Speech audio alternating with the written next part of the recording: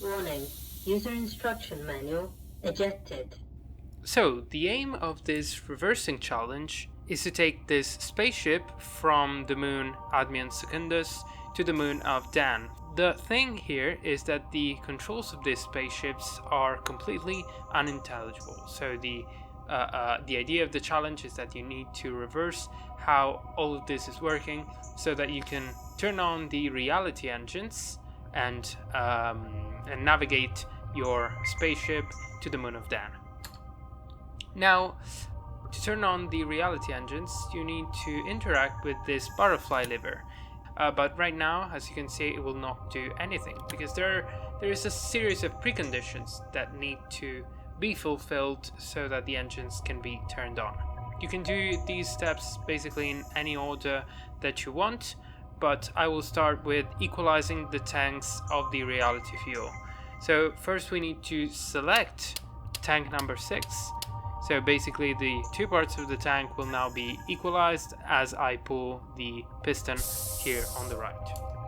Then we need to stop the helmet regulator, which is actually interacted with these 6 cyan buttons as well as this rightmost dial, which is used to select the helmet regulator mode. Now, there are infinite solutions to this. You just need to reach a certain state.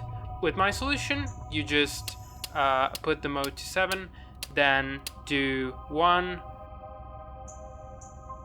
HMT, 1 IGT, 1 TPA, 1 HMT, then 2 ATs, and 2 QFM.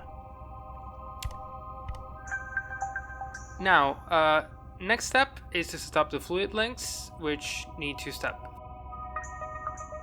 First, setting the fluid links mode to 3, that is the center dial, 1, 2, and 3, and then turning them on, which is this switch right here.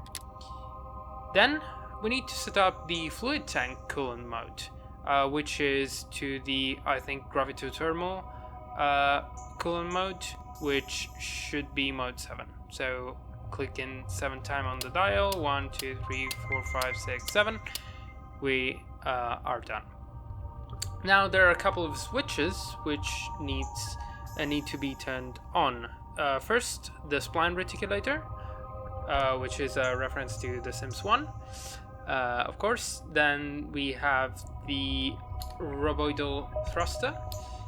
Then we have the Jagger stabilizer, the quantum foam injectors, which are here, and finally the structural stabilizer, which is this switch here. Now, this is done. We can now turn on the navigational circuits.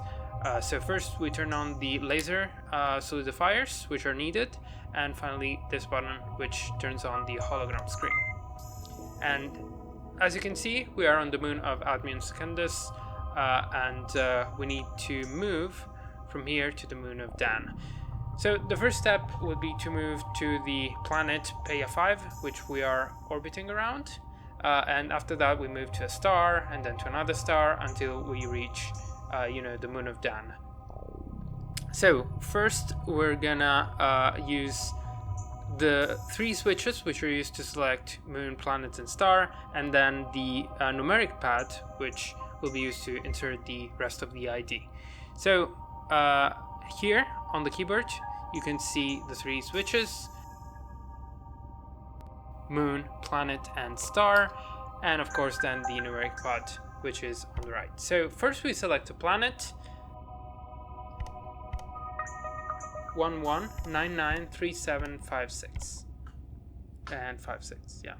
Enter, and sure enough we're selecting Peia 5, orbiting around the star of Topia.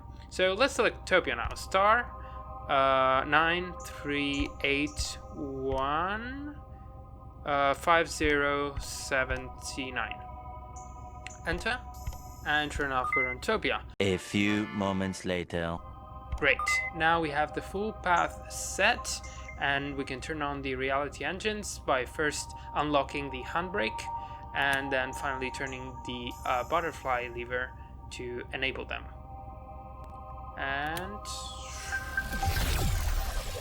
after sound effect and the distortion of reality, we are greeted with the actual token, which represents the way that we can get the flag by submitting it to the remote. Now, basically the way the hash is calculated is broken in the challenge, because the state is actually changing a little bit even when the solution is correct. That was a skill issue on my part, but the idea here of the token was that you had the sequence of the Elmic regulator and then a hash of the state of the spaceship, so that it would be verified remotely. Now, the idea was that this was supposed to be unique, but there was a mistake in how the contents that were being hashed introduced a noise that was not supposed to be there. So that was the challenge.